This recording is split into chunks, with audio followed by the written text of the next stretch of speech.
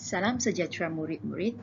Hari ini cikgu akan mengajar Bahasa Melayu tahun 1. Topik yang akan kita belajar pada hari ini ialah bina ayat berdasarkan gambar.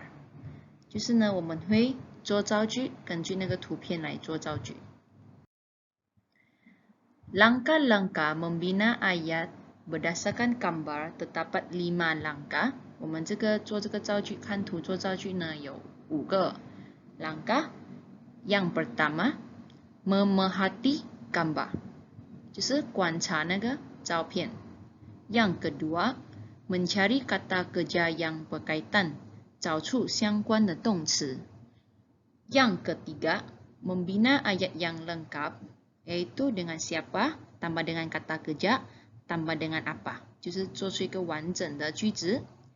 Yang keempat, menulis ayat yang dibina， 就是写下来。Yang kelima, membaca ayat dan memastikan tanda baca dan ejaan adalah betul。 最后呢，就再读一次你的句子，然后确保标点符号还有它的 ejaan 是正确的。Berdasarkan langkah-langkah yang cikgu terangkan tadi， 根据刚才那个步骤呢， mari kita melihat contoh ini。 我们来看看这个例子。 OK， langkah yang pertama， 第一个步骤， marilah kita memerhati 这个照片。 OK， langkah yang kedua， menggunakan kata kerja yang berkaitan， 用呢这个相关的动词。根据这个照片有什么动词是可以用的呢？ Contoh yang cikgu bagi adalah membaca. Membaca. Okay? Membaca. Membaca apa? Apa yang dia baca? Membaca buku. 他在读什么？他在读书。 Okay? Seterusnya, siapa? 这个是谁？ Okay? Siapa dia? Seorang lelaki, seorang perempuan. 如果是一个男生呢， boleh bagi nama lelaki. Kalau perempuan, boleh bagi nama perempuan. Contoh nama yang cikgu guna adalah Weihan. Weihan. Jadi, bina ayat kita akan menggunakan 3 kategori, yaitu siapa, orang, tambah dengan kata kerja, activity, tambah dengan apa, perkara. 我们有3个 category， 就是谁，然后动词，他在做什么。 Okay? Yang pertama, mari kita lihat. Siapa nih? Weihan. Activity, kata kerja.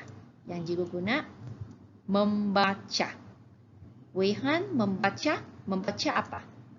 Weihan membaca buku. Jadi ayat yang lengkap adalah Weihan membaca buku.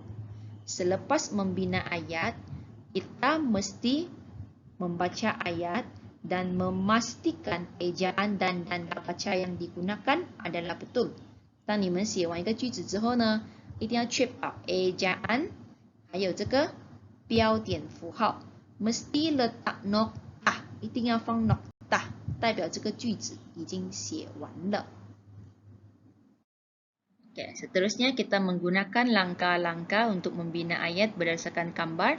Langkah yang pertama, kita memerhatikan gambar. 我们先来观察这个照片。 Langkah yang kedua, mencari kata kerja yang berkaitan， 找出相关的动词。 Okay, 我们来看看有什么动词是适合的。 Contoh yang cikgu bagi, memasak. 他在煮。 Okay? Memasak apa? Apa yang dia sedang masak? Memasak bubur. 他在煮粥。 Lepas tu kita melihat siapa, watak yang sesuai digunakan. Ibu, okay? Jadi macam mana kita membuat ayat yang lengkap menggunakan 3 kategori, yaitu siapa, orang, sei, kata kerja, activity, 动词, apa perkara, 什么，他在做什么事情。 Okay? Yang pertama, ibu memasak, yaitu kata kerja, tambah dengan bubur. Jadi ayat yang lengkap, ibu memasak bubur.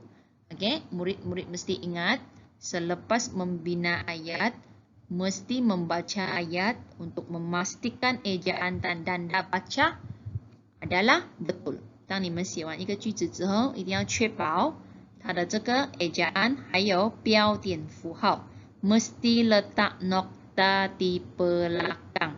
Maksudnya ayat ini sudah lengkap, 就是代表写完了，一定要放 nokta. Oke, murid-murid, seterusnya kita melihat, mari kita memerhati gambar. Oke, 请观察这个照片。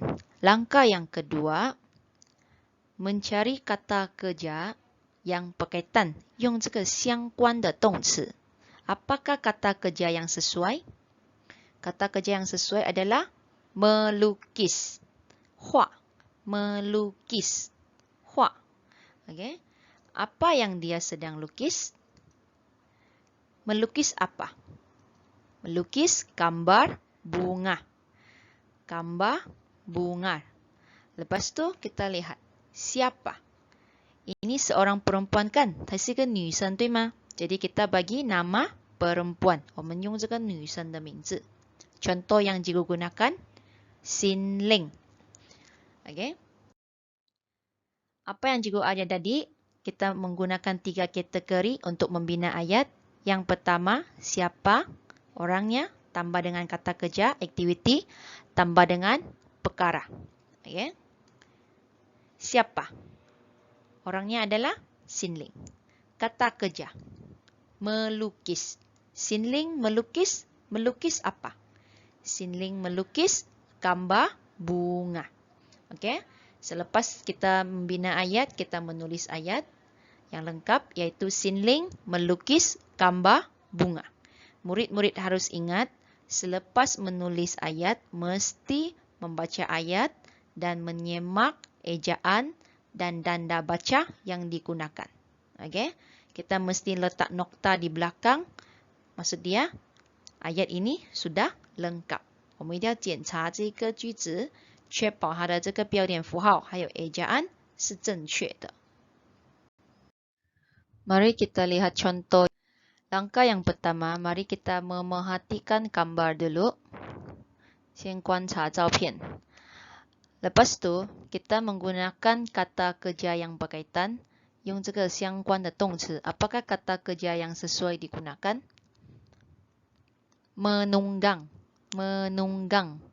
Apa itu menunggang? Menunggang 就是骑。Okey. Seterusnya kita lihat. Apa yang dia menunggang? Menunggang apa? Menunggang basikal. Menunggang basikal. Lepas tu kita lihat. Siapa? Siapa orang ini? Seorang lelaki, seorang perempuan? Kalau lelaki, bagi nama lelaki. Contoh yang cikgu gunakan adalah Zali. Okey. Jadi bina ayat terdapat 3 kategori, iaitu siapa, orang, tambah dengan kata kerja, aktiviti, tambah dengan apa, perkara. Yang pertama, siapa? Orangnya adalah Zali. Kata kerja yang cikgu gunakan, menunggang. Zali menunggang. Zali menunggang apa? Zali menunggang basikal. Selepas ayat dibina, kita menulis ayat tersebut. Ayat yang lengkap adalah Zali menunggang basikal. Murid-murid harus ingat, selepas menulis ayat yang lengkap, mesti menyemak ejaan dan memastikan tanda baca ada ditulis. 当你们写完这个句子之后呢，一定要检查 ejaan 还有这个标点符号。Oke, murid-murid, mari kita lihat contoh yang pertama. Biasanya bina ayat, cikgu akan satu kata kunci. 通常做造句的时候呢，老师会给一个照片，还有一个关键词。Oke, mari kita lihat kata kunci yang cikgu bagi. Sampah, sampah, sampah 是垃圾。Oke, seterusnya kita membina ayat mengikut langkah yang cikgu ajar tadi. Langkah yang pertama, memerhati gambar. 我们先来观察这个照片。langkah yang kedua, kata kerja yang sesuai digunakan. 有什么相关的动词可以用的吗？他在做什么？Dia sedang membuang. Membuang apa？丢什么？membuang sampah， 就是一定要用老师给的 kata kunci. Seterusnya kita lihat nih, siapa? 这个是谁？ Kalau seorang lelaki, 如果是男生就给个男生的名字。OK， jadi ayat yang lengkap 一个完整的句子 ialah Arun membuang sampah. Selepas membina ayat, mesti menyemak ejaan dan memastikan tanda baca yang digunakan adalah betul. 当你们写完了句子之后呢，一定要检查 ejaan， 还有要确保这一个标点符号是正确的。Mesti letak nokta. Marilah kita melihat contoh yang kedua. Cikgu sudah memberi gambar dan kata kunci. Okay? Kata kunci yang cikgu bagi adalah menyiram. Menyiram. Menyiram 呢是浇. Okay? Marilah kita membina ayat berdasarkan gambar ini. Langkah yang pertama, memerhati gambar. 我们先来观察这个照片. Okay? Langkah yang kedua, menggunakan kata kerja yang berkaitan. 用这个相关的动词. Apa kata kerja yang boleh digunakan? Okay? Kata kerja yang boleh digunakan adalah menyiram. Menyiram. Okay? 这个动词呢，老师已经给了，就是 menyiram. Dia sedang menyiram apa? Menyiram pokok bunga. Pokok bunga. Seterusnya, marilah kita lihat. Orang. Siapa? Siapa ini? Kita boleh menggunakan kakak. Okay? Kakak. Jadi contoh ayat yang cikgu bagi adalah kakak menyiram pokok bunga. Kakak menyiram pokok bunga. Okay. 这个呢，写完了之后呢， kita harus menyemak ejaan dan tanda baca yang digunakan. 当我们写完了之后，一定要检查它的 ejaan 还有这个标点符号。Okay? Murid-murid harus ingat ah. Jadi, kesimpulannya, langkah-langkah untuk membina ayat terdapat 5 langkah. Yang pertama, memerhatikan gambar. 首先呢，第一个步骤呢，我们要先观察那个照片。Langkah yang kedua, mencari kata kerja yang berkaitan. 我们呢找出呢相关的动词。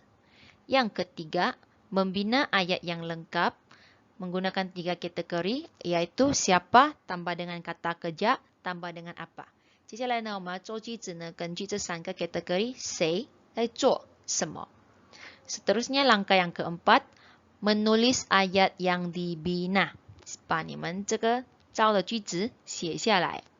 Langkah yang kelima, membaca ayat dan memastikan tanda baca dan ejaan adalah betul.